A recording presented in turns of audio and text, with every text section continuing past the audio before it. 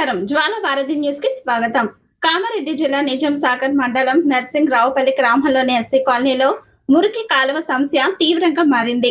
కాలువ జామ్ కావడంతో వర్షపు నీరు, మురికి నీరు ఇంట్లోకి చేరుతున్నాయని స్థానికులు ఆవేదన వ్యక్తం చేస్తున్నారు. గ్రామ సర్పంచ్ సమస్యను పరిశీలించినప్పటికీ పనులు మధ్యలోనే నిలిచిపోయాయని కాలనీ వాసులు ఆరోపిస్తున్నారు.